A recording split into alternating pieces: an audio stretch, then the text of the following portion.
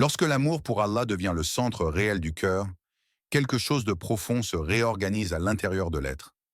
La vie intérieure cesse d'être chaotique, dispersée entre mille attachements contradictoires. Elle trouve un axe, une direction. Cet amour n'est pas une idée abstraite, ni un simple sentiment émotionnel. C'est une force spirituelle vivante qui influence les choix, façonne les comportements et donne du sens aux épreuves, comme aux joies. Aimer Allah sincèrement, c'est le placer au-dessus de toute chose, au-dessus des gens, des attentes, du regard social, des peurs et même de ses propres désirs. Plus le cœur s'attache à Allah, plus il se libère de ce qui l'alourdissait. Les comparaisons s'effacent, la quête de validation diminue, et l'âme commence à respirer. Ce n'est pas que les difficultés disparaissent, mais elles perdent leur pouvoir de déstabilisation. Le croyant ne navigue plus à vue, il avance avec une boussole intérieure claire. Cet amour se traduit concrètement. Il apparaît dans la sincérité des actes, dans la douceur des paroles, dans les choix difficiles faits pour Allah plutôt que pour l'ego. Il se manifeste dans la patience face à l'injustice, dans la constance dans l'adoration, dans la capacité à dire non à ce qui éloigne d'Allah même lorsque cela semble attirant. Aimer Allah, c'est accepter de lui donner la première place, non seulement dans la mosquée ou la prière, mais dans les décisions silencieuses du quotidien. Avec cet amour, une stabilité profonde s'installe. Le cœur ne monte plus et ne descend plus au rythme de l'opinion des gens. Les éloges n'enivrent pas, les critiques ne détruisent pas. Le croyant comprend alors que sa valeur ne vient ni de son statut social, ni de sa réussite matérielle, ni de ses capacités apparentes. Elle vient de sa relation avec son Créateur. Cette compréhension apaise l'âme et l'ancre dans une dignité intérieure que rien ne peut lui retirer. Le Coran exprime cette réalité avec une clarté bouleversante. En vérité, c'est par le rappel d'Allah que les cœurs s'apaisent. Sourate Ar-Ra'd 13, verset 28. Cet apaisement n'est pas passager. Il naît d'un amour sincère et conscient, d'un attachement qui donne au cœur une sécurité que le monde ne peut offrir. Celui qui aime Allah au-dessus de tout découvre une liberté rare. La liberté de ne plus être esclave des regards, des attentes et des illusions. Ainsi, l'amour sincère pour Allah devient une force transformatrice. Il redéfinit l'identité du croyant, éclaire ses pas et lui rappelle dans chaque situation qu'il n'est jamais perdu tant que son cœur est relié à son Seigneur. Suivre le prophète, que la paix et le salut d'Allah soient sur lui comme modèle de vie. Un autre point central est l'importance de prendre le prophète Muhammad, que la paix et le salut d'Allah soient sur lui comme référence absolue. Le croyant ne chemine pas seul, il suit un exemple vivant, équilibré et inspirant. En adoptant son comportement, sa patience et sa sagesse, le musulman s'élève spirituellement et moralement. Cette imitation sincère rapproche d'Allah et donne une clarté dans les situations difficiles. Le prophète, que la paix et le salut d'Allah soient sur lui, devient une boussole intérieure qui aide à parler, agir et se comporter avec justesse, même lorsque l'on doute de soi. Suivre le prophète Muhammad, que la paix et le salut d'Allah soient sur lui comme modèle de vie, n'est pas un simple hommage historique ni une admiration lointaine. C'est un choix quotidien, une orientation intérieure qui donne aux croyants un chemin clair à suivre dans un monde souvent confus. Le musulman ne chemine pas seul, livré à ses émotions, à ses doutes ou aux tendances changeantes. Il avance à la lumière d'un exemple vivant, équilibré et profondément humain. Le prophète, que la paix et le salut d'Allah soient nés sur lui, incarne une voie complète. Dans sa relation avec Allah, il est le plus sincère des adorateurs. Dans sa relation avec les gens, il est le plus juste, le plus patient et le plus miséricordieux. Il a connu l'épreuve, la solitude, le rejet, la trahison et la douleur. Mais jamais son comportement n'a été dicté par l'ego ou la vengeance. En l'imitant sincèrement, le croyant élève non seulement sa spiritualité, mais aussi sa manière d'être au monde. Prendre le prophète, que la paix et le salut d'Allah soient nés sur lui comme référence, apporte une clarté précieuse dans les moments de doute. Quand la colère monte, on se rappelle sa maîtrise de soi. Quand l'injustice frappe, on se souvient de sa patience. Quand la confusion s'installe, on regarde sa sagesse. Il devient une boussole intérieure, un repère stable qui aide à parler avec justesse, à agir avec équilibre et à se comporter avec dignité, même lorsque l'on doute de soi ou que l'on se sent fragilisé. Le Coran relie explicitement l'amour d'Allah au suivi du prophète, que la paix et le salut d'Allah soient sur lui. Dis, si vous aimez vraiment Allah, alors suivez-moi. Allah vous aimera et vous pardonnera vos péchés. Sourate Al-Imran 3, verset 31. Ce verset montre que l'imitation du prophète, que la paix et le salut d'Allah soient sur lui, n'est pas accessoire. Elle est le chemin concret vers l'amour d'Allah. Suivre sa sunna, ce n'est pas copier des gestes de manière mécanique, mais adopter son esprit. La sincérité, la justice, la douceur, la patience et la miséricorde. C'est chercher à ressembler à son caractère avant même de ressembler à ses habitudes. En prenant le prophète, que la paix et le salut d'Allah soient sur lui comme modèle, le croyant découvre une cohérence intérieure. Sa foi cesse d'être fragmentée entre spiritualité et quotidien. La prière, les relations, les choix difficiles et même les silences trouvent un sens. Le prophète, que la paix et le salut d'Allah soient sur lui, devient alors non seulement un guide spirituel, mais un compagnon invisible, présent dans chaque décision importante. Ainsi, suivre le prophète, que la paix et le salut d'Allah soient sur lui, c'est marcher sur une voie sûre. Une voie qui rapproche d'Allah, apaise le cœur et élève l'âme. Dans un monde où les repères vacillent, son exemple demeure intemporel. Une lumière constante pour celui qui cherche à vivre avec foi, justesse et profondeur. Lorsqu'un croyant s'attache sincèrement à Allah, quelque chose de subtil mais profondément réel se met en place. Une assistance divine invisible commence à l'accompagner. Ce soutien ne fait pas toujours de bruit, il ne se manifeste pas forcément par des miracles visibles, mais il transforme les situations de l'intérieur. Dans des moments où l'on se sent dépassé, insuffisant ou incapable, Allah ouvre des portes que l'on n'avait même pas envisagées. Ce qui semblait lourd devient plus léger. Ce qui était confus s'éclaircit. Ce qui paraissait impossible devient accessible. Beaucoup font l'erreur de penser que la réussite dépend uniquement de l'intelligence, des compétences ou de la force personnelle. L'islam rétablit une vérité fondamentale. La vraie réussite dépend avant tout de la bénédiction d'Allah. Un cœur sincère, attaché à son Seigneur, peut recevoir une aide qui dépasse largement ses capacités apparentes. Les mots viennent au moment opportun, les idées s'organisent avec clarté et le cœur retrouve une stabilité intérieure qui permet d'agir avec calme et discernement. Cette assistance divine se manifeste souvent précisément lorsque le croyant reconnaît ses limites. Quand il cesse de s'appuyer uniquement sur lui-même et qu'il place sa confiance en Allah, une ouverture se crée. Le stress diminue, l'angoisse recule et une force tranquille prend place. Ce n'est pas l'absence d'épreuve, mais la présence d'Allah dans l'épreuve qui fait toute la différence. Le Coran rappelle cette promesse avec douceur et certitude. Et quiconque place sa confiance en Allah, il lui suffit. Sourate At-Talaq 65, verset 3.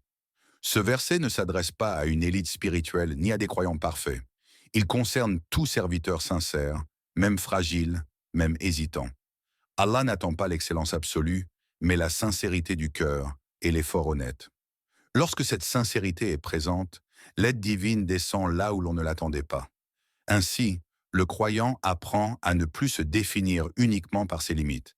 Il agit, fait sa part, puis se confie à Allah avec humilité. Et dans cette confiance naît une force nouvelle. Une force qui apaise le cœur, clarifie l'esprit et rend possible ce qui semblait hors de portée. L'assistance divine devient alors une compagnonne discrète mais constante, rappelant que l'on n'est jamais seul tant que l'on marche avec Allah. En comprenant cela, le croyant avance avec sérénité. Il sait que même lorsqu'il doute de lui-même, Allah ne l'abandonne jamais. Et cette certitude devient l'un des piliers les plus solides de sa foi et de sa stabilité intérieure. Parmi les signes les plus subtils mais aussi les plus puissants de la proximité avec Allah, il y a la sérénité intérieure. Une paix qui ne dépend ni des circonstances extérieures, ni de la stabilité apparente de la vie. Elle peut être ressentie même au cœur de l'incertitude, même lorsque les réponses ne sont pas encore claires et que l'avenir semble flou. Cette tranquillité n'est pas fabriquée par l'esprit. Elle est accordée. C'est un cadeau d'Allah déposé dans le cœur du croyant pour lui rappeler qu'il n'est jamais seul. Cette sérénité ne signifie pas l'absence de peur ou de doute. Le croyant peut craindre de mal faire, d'échouer ou de décevoir. Mais au milieu de ces émotions humaines, une assurance douce subsiste, une certitude silencieuse que, Tant que l'intention est sincère et que le cœur est tourné vers Allah, le chemin ne sera pas vain. Cette paix agit comme un ancrage intérieur. Elle empêche l'âme de se disperser et l'aide à avancer avec lucidité, sans se laisser submerger par l'angoisse. Contrairement à la paix artificielle recherchée dans le confort matériel, les distractions ou la reconnaissance humaine, cette sérénité naît d'un lien profond avec le divin. Elle ne s'achète pas, ne se force pas. Elle descend lorsque le cœur s'abandonne à Allah, lorsqu'il accepte de ne pas tout maîtriser et de faire confiance à sa sagesse. Et plus ce lien est fort, plus la paix devient stable, même lorsque les épreuves se multiplient. Le Coran exprime cette réalité avec une clarté apaisante. C'est lui qui a fait descendre la sérénité dans les cœurs des croyants, afin qu'ils augmentent en foi, en plus de leur foi. Sourate Al-Fat, 48, verset 4. Ce verset montre que la sérénité n'est pas seulement un réconfort émotionnel, mais un signe de présence divine. Elle accompagne la foi sincère et la renforce. Elle permet aux croyants de dépasser le stress, l'angoisse permanente et le sentiment d'insuffisance qui ronge souvent l'âme humaine. Là où le cœur s'agitait, Allah installe le calme. Là où l'esprit doutait, il dépose une confiance tranquille. Ainsi, lorsque le croyant ressent cette paix intérieure, même fragile, il comprend qu'elle est un message, un rappel silencieux qu'Allah est proche, attentif et qu'il accompagne chaque pas. Cette sérénité devient alors une lumière intérieure. Elle n'efface pas les épreuves, mais elle permet de les traverser avec dignité, patience et espérance. En fin de compte, la tranquillité du cœur est l'un des plus beaux signes de la présence d'Allah. Elle témoigne d'un lien vivant, d'une relation réelle entre le serviteur et son Seigneur. Et tant que cette paix demeure, le croyant sait qu'il avance, même lentement, dans la bonne direction. Comprendre sa valeur en tant que musulman est une étape essentielle dans la construction intérieure du croyant. Trop souvent, par pression sociale, complexe ou comparaison constante, le musulman finit par se voir comme inférieur, en décalage ou sur la défensive. Or, l'islam n'a jamais été une faiblesse. Être musulman, c'est porter une identité noble, choisie par Allah avant même notre naissance. C'est appartenir à une voie de vérité, de justice et de sens, dans un monde souvent perdu dans l'illusion et la confusion. Reconnaître sa valeur ne signifie pas être arrogant, ni se sentir supérieur aux autres. Cela signifie marcher avec dignité, sans honte de sa foi, sans besoin de s'excuser d'être ce que l'on est. Le croyant sait qui il est et vers quoi il marche. Il comprend que sa valeur ne dépend ni du regard des gens, ni de leur approbation, mais du lien qu'il entretient avec Allah. Cette conscience libère du besoin de validation permanente et protège le cœur contre l'humiliation intérieure. Allah rappelle clairement que l'honneur véritable est lié à la foi. L'honneur appartient à Allah, à son messager et aux croyants. Sourate Al-Munafiqun 63, verset 8. Ce verset renverse les critères humains. La valeur ne réside ni dans la richesse, ni dans le statut social, ni dans la popularité. Elle réside dans la proximité avec Allah. Être guidé vers l'islam est un immense privilège, non acquis par mérite personnel, mais par la miséricorde divine. Prendre conscience de cela renforce l'estime de soi d'une manière saine. Une estime ancrée dans la gratitude, non dans l'ego. Lorsqu'un musulman comprend cette réalité, sa posture change. Il n'est plus écrasé par le regard des autres, ni paralysé par la peur de déplaire. Il assume sa foi avec calme, respect et cohérence. Il n'impose rien, mais il ne se renie pas. Cette force intérieure donne le courage de rester droit dans les choix difficiles, de préserver ses principes et de ne pas se diluer pour être accepté. Ainsi, reconnaître sa valeur en tant que musulman, c'est reconnaître le cadeau immense de la guidance. C'est honorer l'islam par son comportement, sa sincérité et sa confiance en Allah. Et plus le croyant est conscient de cette valeur, plus il devient stable intérieurement, apaisé et capable de traverser ce monde avec dignité, sans perdre son âme. Cette fierté saine de l'identité musulmane est l'aboutissement naturel de tout ce qui précède. Elle n'est ni bruyante ni provocatrice, encore moins arrogante. C'est une fierté intérieure enracinée dans la certitude que l'islam est une vérité, un honneur et une responsabilité. Le musulman n'a pas à s'excuser d'être musulman. Il n'a pas non plus à se sentir inférieur ou à se cacher pour être accepté. Avancer avec assurance, c'est marcher avec le dos droit et le cœur apaisé, conscient que sa foi est une lumière, non un poids. Cette fierté n'écrase personne, elle élève celui qui la porte. Elle se manifeste par la cohérence.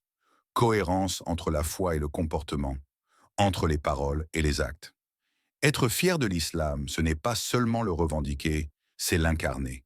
C'est être juste quand c'est difficile, honnête quand personne ne regarde, patient face à l'épreuve et miséricordieux face aux gens. Cette fierté pousse à l'excellence morale, car le croyant sait qu'il représente quelque chose de plus grand que lui-même. L'islam n'appelle pas à la domination ni au mépris, mais à la dignité.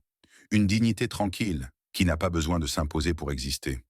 Le prophète, que la paix et le salut d'Allah soient sur lui, et ses compagnons portaient cette fierté, fermes dans leur foi, doux dans leur comportement, confiants sans être orgueilleux. Ainsi, la fierté musulmane authentique est un équilibre subtil. Pas de honte, pas d'arrogance, mais une conscience claire de son identité et de sa mission. Être fier de l'islam, c'est vouloir en être un digne reflet, afin que ceux qui nous regardent voient, à travers nos actes, la beauté de cette religion. Ô Allah, renforce notre amour pour toi et pour ton messager, que la paix et le salut d'Allah soient là sur lui. Accorde-nous la confiance en toi lorsque nos cœurs vacillent et lorsque nous doutons de nous-mêmes. Fais de nous des serviteurs dignes de l'islam, marchant avec humilité et assurance, fermement attachés à ta voie. Ne nous laisse jamais oublier notre valeur auprès de toi. Accorde-nous la sérénité ici-bas et la paix éternelle dans l'au-delà. Amen.